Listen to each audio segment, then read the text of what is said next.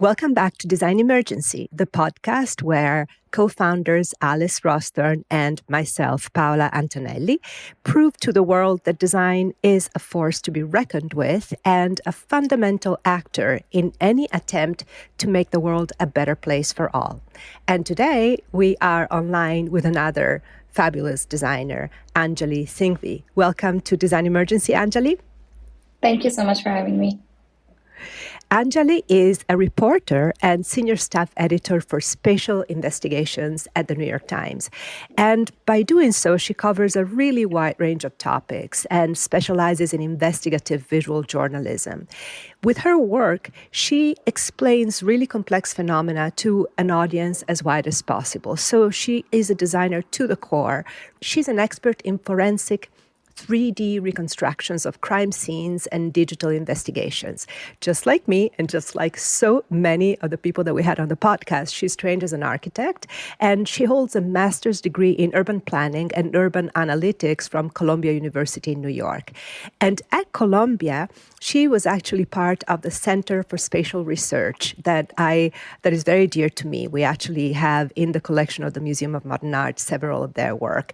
And when she was there, she was examining the internal displacement of people as a result of decades of armed conflict in Colombia. Colombia, the country, not the university. Today, we're going to talk about one of the most important forms of design, which is data visualization, the visualization of complex phenomena, the attempt to explain by means of design. Anjali, could you please explain to the world what investigative visual journalism is and how it connects to visualization design? Certainly.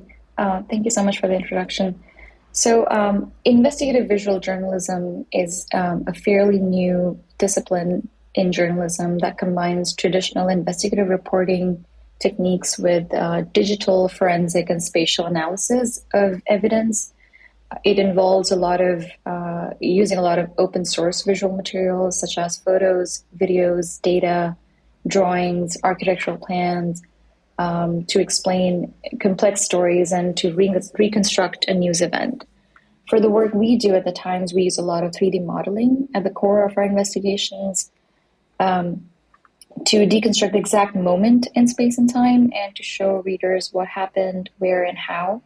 We'll often use a lot of innovative techniques and methods in our reporting as well, and also for our storytelling presentation.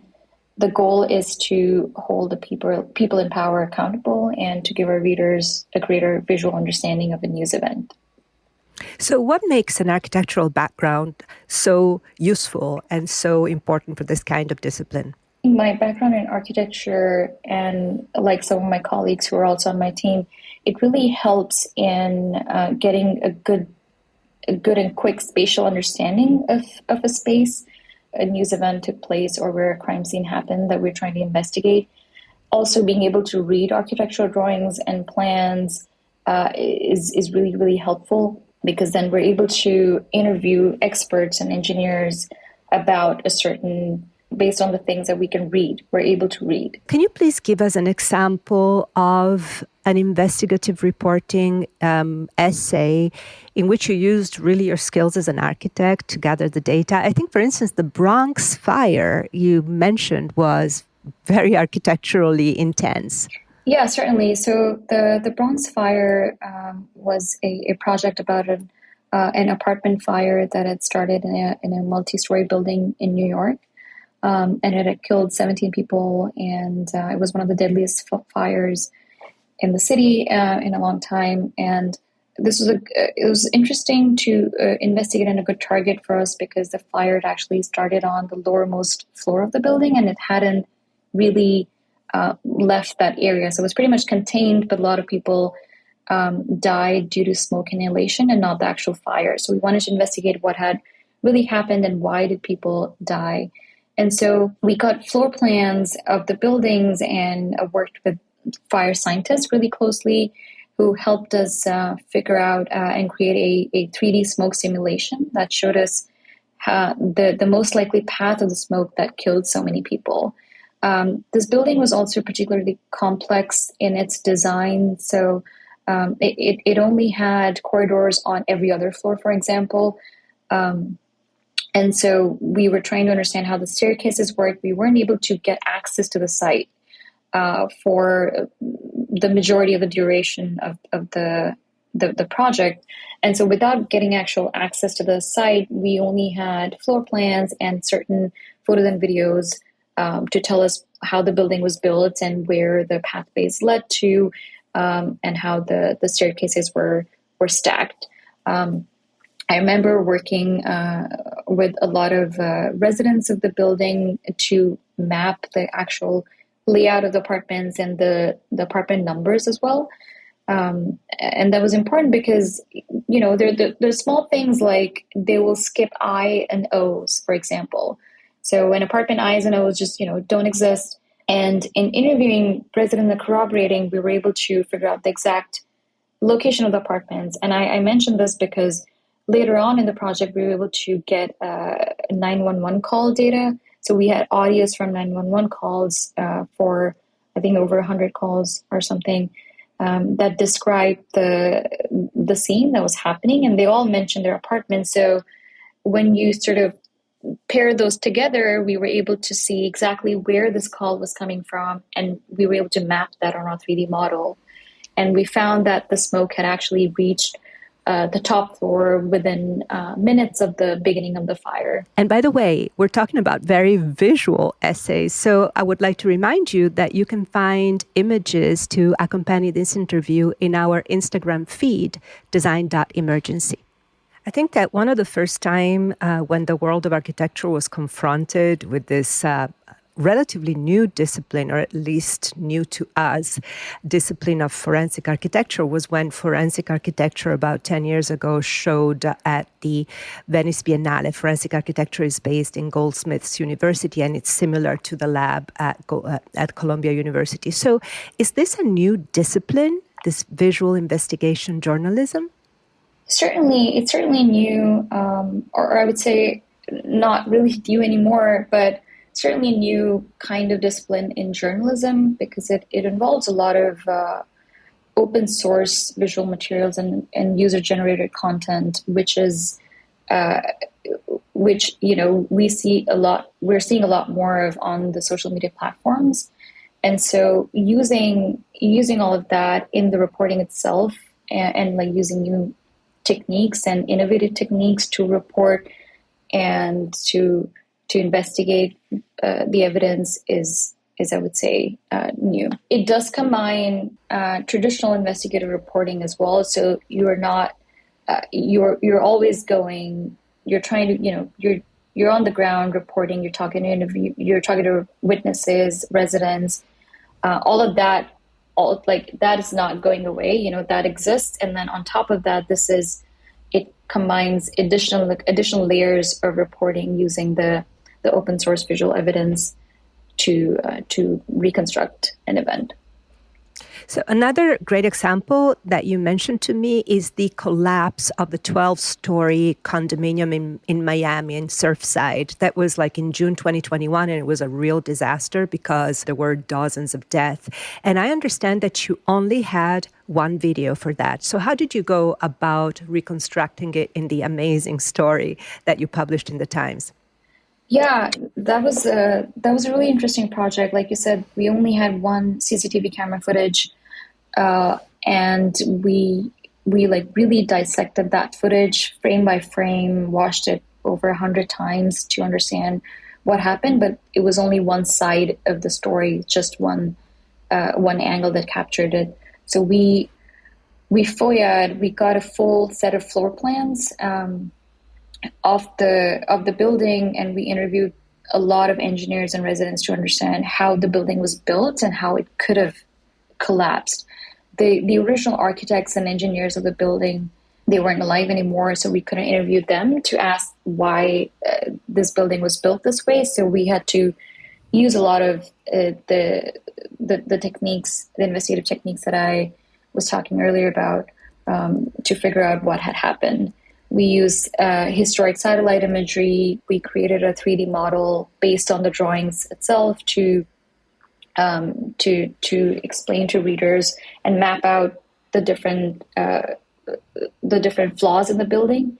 There were certain beams in the buildings that were potentially problematic. We found after interviews with engineers. We also analyzed after collapse photos. So there are a lot of photos and videos after the collapse that we sort of combined, poured through, and like mapped together on the 3D model itself to help understand the scene from different angles. We also were able to get some interviews from residents, from witnesses who had captured initial moments of the collapse, or just moments from the street that showed some water pouring down the basement. So little details from different angles we had to sort of like piece together, which is true for all of these kind of projects. We create a timeline of sorts that involves getting metadata from images and videos collected from open source social media platforms, and any timestamp that is either like official timestamp from the authorities that we got, or a timestamp that is, say, like from a police dispatch audio. So we often use a lot of different kinds of sources to corroborate and to piece together this timeline, and then to fill in the gaps and the holes and figure out what happened. So you say we. Can you please describe to me one of these pieces, how long it takes, who's involved? The Surfside condo collapses. What happens?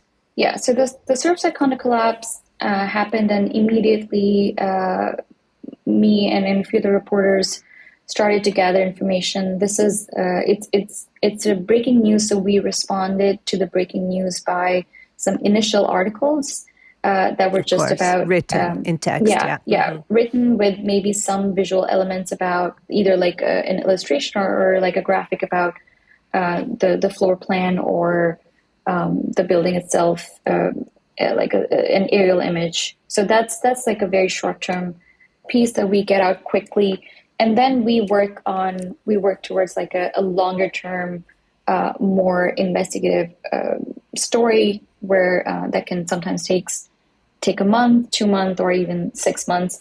And how many people are part of the team? So they are the initial reporters, right, that have been talking to the authorities, have been gathering the material, and then who else is involved and which expertise? So the team involves about 3 to 6 people. There will be lead reporters who will be the main reporters, main in charge of reporting and figuring out the story and storyboarding the investigation. And then we'll have designers and graphics editors who will work on the modeling, the 3D modeling, animation, and production of the piece, and then an editor. But these projects are very collaborative in nature, so a lot of the times people wear different hats in the projects, and so sometimes the person making the 3D model will also be reporting. The designers as well, like they will be figuring out how the story is told on the page, whether it is interactive, whether there's a video, whether there's a map that we combine with the text elements. So there are a lot of different visual assets that we need to think about. And what kind of feedback do you get from the New York Times readers? Do they write to you? Do they suggest different angles? What kind of reception does it usually get? So people they're very receptive to the visual explanations of and visual investigations that we have produced. A lot of the times people will reach out and say that they had never imagined that this is what had happened, and the visuals really helped them understand what had actually happened and given them a greater understanding of a news event. You are an investigative reporter. You do it visually, you do it spatially, but you investigate and report. And I know that in the case of the Turkish earthquake in 2023, I think it was February, right? Yeah, it was February, 6th February. You were there. You went to Turkey and you were there with the investigative team. Can you explain to us what you did when you were there on the ground? What was it? Pictures, drawings, interviews, just a sense of the kind of data that you gathered? Yeah, so Turkey was different. It was a really big event, uh, and a very important news event for us. And so I went there, went to Antakya, which is the south of Turkey, and the reporting basically it started with just collecting all the photo and video evidence of the site from various sources shortly after the quake. So we were investigating this one particular building called Renaissance that had collapsed, and several people had died in that one building collapse, and it was it was supposed to be earthquake proof, and it had collapsed nonetheless. And so, And it kind of had folded over. I yeah, remember the it toppled piece, right? over. Yeah, Yes. it had completely toppled over, not really pancaked like a lot of other buildings did in the quake. And so it was unusual, and then, like a good target for us to investigate. So this was one of the projects that I was there in Turkey for. And we were at the site after the quake and visited it multiple times, in small groups during the course of the project to just collect information about the surroundings and document the structural details that were visible in the debris. We weren't really allowed to go really farther in at the site, so we just made the most of what we could from where we were able to get access to the site. And then we also flew a drone over the site to get a more aerial view of the site itself. And that was important because we were trying to investigate how and why the building collapsed. And some experts had told us that it could have been liquefaction or something under the Liquefaction. ground. What does it mean? What does liquefaction mean? Oh, liquefaction It under the ground. Right. So it means that we're in a seismic event where the ground basically acts like liquid and the building just sort of sinks in and collapses. So that was one of the theories that we were trying to investigate. And when we shot the drone, we got a really good picture of the foundation and of the ground from the site from the aerial level. And we interviewed a lot of engineers and experts and showed them the evidence, and that sort of ruled out the liquefaction theory because you could see the foundation pretty much intact and at the same level from that aerial shot. So that's just one of the ways we were able to sort of rule out and investigate what had happened. The other thing we were able to do on the ground there was just to get any sort of CCTV video footage that had captured the collapse in any way. There was a gas station right next to the site of the collapse where the camera had still sort of captured part of the collapse. And my colleague Beryl Eski, who's Turkish and was able to help with the language, she and I went to the gas station. We were able to get this CCTV footage, and that was very, very crucial because it really showed us how the quake hit the building and what so it captured the moment of the quake when it hit this building. So those kind of things on the ground are very helpful, and that's something that's really hard to get when when you don't have access to the site. So we did that, and then we talked to a lot of local sources and try to get floor plans, and went to a lot of offices. A lot of them were just damaged and didn't have access, so we had to really figure out who the right person is in like a disaster scenario, and to try to track them down in person and get documentation and floor plans and legal files from cases to get any information we can find about the permits of the building, how this building was made, what had happened, who had authorized this, why weren't there security or safety checks in the building, why was it built this way. And I'm sure that it takes also a lot of sensitivity because you're going to zones of disaster and people have lost loved ones, and there's a situation that is very heightened. It's not like people can really take the time to speak to you. So I think you also probably had to develop certain skills to be able to speak to the locals, not only to the authorities. Did you get training for that?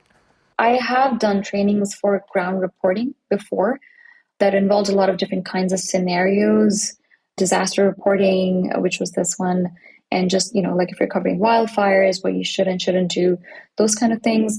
But really, I think it's more about your instinct in the moment when you're interviewing someone who's lost, their entire family, and trying to assess in the moment whether it's right to to push them to interview to get something, or to wait or let go. For Turkey, because I did not speak the language, my translator and reporter Biril Eski, she really helped me in getting the questions across to the local people, and like letting me know that maybe this is not a good time, or we should do this or that. So I definitely relied heavily on our local journalists for this particular project.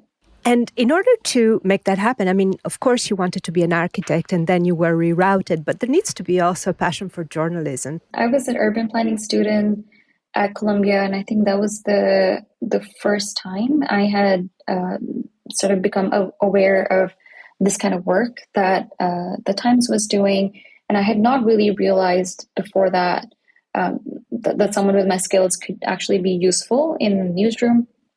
And so I applied for a summer internship at the Times, interviewed, and got that job in summer of 2016. I still remember one of my first stories that I worked on was the Pulse nightclub shooting in Orlando. This, I believe, was like the first week of my internship. And my colleagues and I were working on collecting information about the nightclub itself to understand where people were, where the gunman was, what had taken place that night. And so we'd gotten a floor plan, I believe, and I was able to read it because of my background in architecture, and create a really quick and dirty 3D model of the club where we could actually map the sequence of events to show what had happened that night. And those visuals went in a story that we put together with text, just explaining like a timeline of events. So it was, a straight timeline of events, but then had this illustration, this graphic that actually helped you visualize, okay, this gunman was here. This is how big the space was. And this is where people were killed or people were taking shelter. So it helped give you like a better understanding of the space itself. And yeah, I've stuck around since then. Of course, all of these visual essays are fundamental in terms of the mission of journalism to inform the public and to make the truth come to the surface. But in some cases, they're even more momentous than usual. For instance, I remember the story that you wrote about how the police killed Breonna Taylor. You published the story, it was December 2020. The assassination had happened in March, even before George Floyd. That was in May. So Breonna Taylor was a medical worker at the height of the pandemic. So those people that were considered fundamental, necessary workers. And she was killed by at least 7 police officers in her home while she was sleeping in bed in Louisville, Kentucky. And the New York Times published almost like a timeline or an investigative reporting piece that you worked on. Can you tell us how that came about? Not only the piece itself, but also the months of gathering of information and what kind of effect it had on the public. That project was a special one, and I worked on with my colleagues in video, with Malachy Brown and others. This was special because there was no body camera footage of the incident itself. So because of that, we had to just use a lot of different kinds of techniques and ways to show readers what had happened that night when she was killed, and when the police fired 32 rounds of bullets at Breonna. So we used police testimonies, witness testimonies, police statements, and then we reconstructed the entire scene in 3D. And using the evidence that was released as part of the grand jury proceedings, we were able to map every single bullet hole and the path of the bullet in that house, in Breonna's house.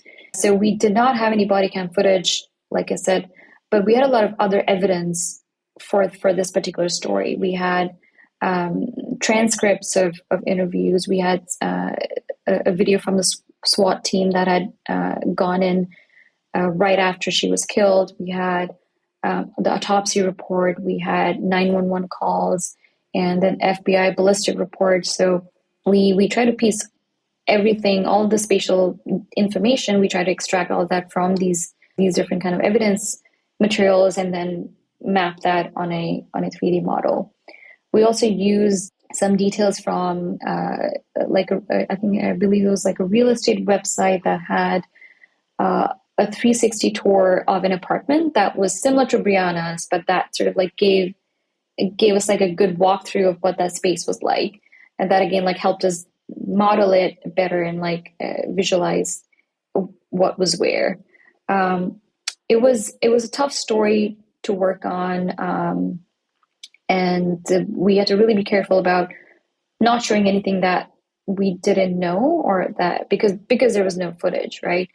And we had to really go through all the testimonies from the officers who were there and the ones who came after to pick out details that sort of were spatial in nature. So if someone said that they were bending over by the door as someone else was opening the door and seeing Brianna, so all of that information is it has like a space and time element to it, and we mapped all of that out and mapped the movements of the officers, the 7 officers, onto the 3D model, and were able to show what had happened and in the duration that had happened and where the shots were fired from. So some of the police officers were actually indicted. Do you think that the New York Times essay had played any part in the indictment?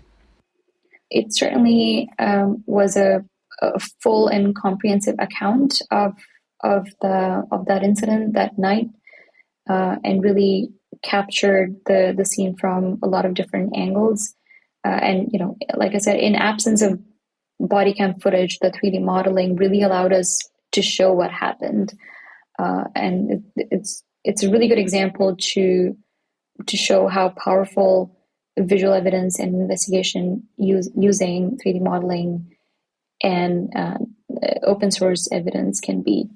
Another wonderful example of investigative journalism refers to something that does not even exist anymore. I am talking about the amazing story that you and your team and co-workers worked on about the Tulsa Race Massacre. So the Tulsa Race Massacre was a group of white supremacists in the city of Tulsa that burned down over 3 days, if I'm not mistaken, 2 or 3 days, burned down a whole blossoming, really thriving Black neighborhood of businesses and middle class and families. And it was one of the blights, one of the most devastating chapters in the history of the United States and of racism in the United States. And in December of 2021, in May of 2021, the New York Times and you published this whole reconstruction of how Tulsa and the Race Massacre happened. Can you please tell us how it all came to be? Who made the decision to work on this? How long it took? It was really an amazing piece of journalism. Thank you so much.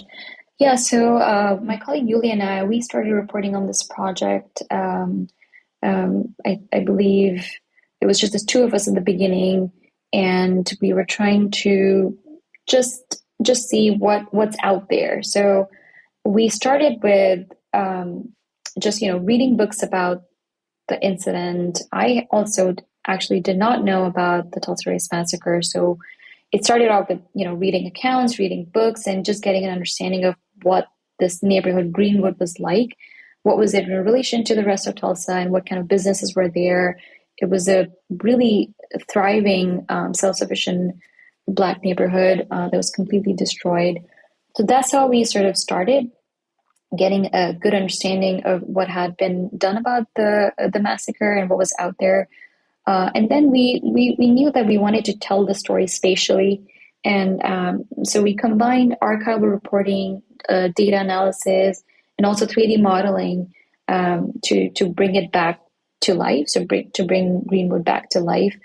It was difficult in a way because we only had 2 surviving photos of Greenwood that captured this one block that we featured in a piece that we wanted to detail and profile in detail.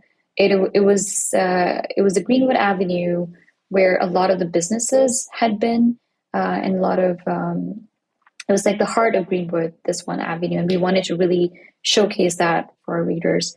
But most of the photos had burned down in the massacre, so there were only 2 surviving photos, which is a really stark contrast from the Brianna project that we were talking about just now, where we had over 1,000 photos to build a 3D model. So here we only had 2 photos. So my colleagues, my colleagues Mika and Gilbert, they extracted every possible information they could find from just these 2 photos, and then used 3D modeling and techniques to build it exactly to scale, and to build whatever we could see from those 2 photos.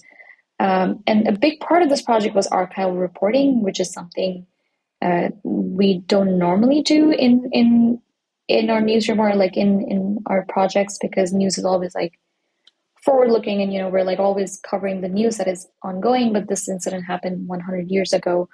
So we had to really find different kinds of archival sources for this project. We reached out to librarians and archivists and asked them for their undigitized collection that they would have of Tulsa, or any map that they would have, because we really wanted to construct the space, the Greenwood, in like right before the massacre, like in 1921, which is when the massacre happened. And so anything that was from, say, like 1915 or earlier wasn't really useful, because it had really grown so much, even in the span of 2 to 3 years, the population and the geography of it. So getting the exact year of the map was really helpful too. And we got lucky on this project as well. We were able to find the exact map that we were looking for, that had the street names. And then we found these maps called the Sanborn Fire Insurance maps that have the building footprints on them. And they were at the Tulsa Historical Society and Museum. It was a lot of like trying to, track down these sources and then getting all the raw materials together and then creating a 3D model out of it. We also used machine learning to actually extract the building footprints from these Sanborn fire insurance maps.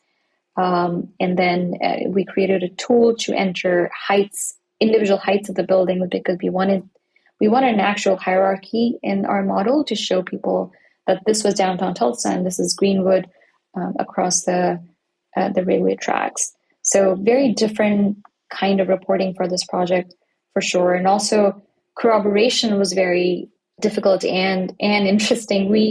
We had to look at a lot of newspaper ads and any sort of archival materials like city directories and census records that could help us understand what businesses were there in 1921 before the massacre, so what was destroyed, and then also who lived where. So these sources really helped us piece together and bring this to life. And we got some of that from Ancestry.com. I don't know if you know of that, but it's just one of the many machine sources. Learning, Ancestry.com, archives. It's funny because it's analog, it's digital, it's high tech, it's low tech. It's basically everything you can find. It's true investigations. And by the way, I want to remind you all that you can find images accompanying this interview in our Instagram feed, design.emergency. What would you wish for your profession? Would you like more recognition? Would you like to have more young people understand that it's a viable way to make a living and also to contribute to society? So do you think that there's anything that you would like to say to an audience as wide as possible?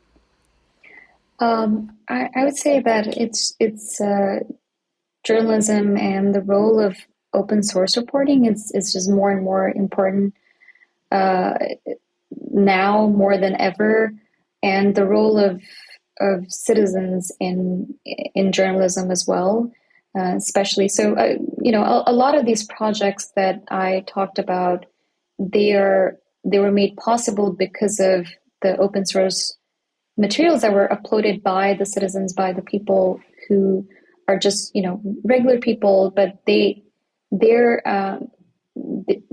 they capture the critical moment that helped us investigate what happens and then hold the power to accountable. Like the Capitol riots, for example, or the Bronx fire project that I was talking about, where we actually used videos from this app called Citizen, where people were live streaming the fire from different angles. And I would just say that just more needs to be done to get this kind of journalism to be more mainstream and use it more freely, and to use it to investigate important news events. And for our own agenda, I would like to point out being good citizens and being great designers as a service to humankind. So today we have been speaking with Anjali Singhvi, who is a reporter and senior staff editor for spatial investigations at the New York Times. And it's been a true delight. Thank you so much for having me. You are on Design Emergency, the podcast that Alice Rosthorn and I, Paola Antonelli, founded to show the importance of design in making the world a better place for all. We thank you very much for listening today, and we hope that you will be back soon to listen to other interviews with great designers, architects, and accidental designers that, like Anjali, give design the name that it deserves. Thank you very much for listening.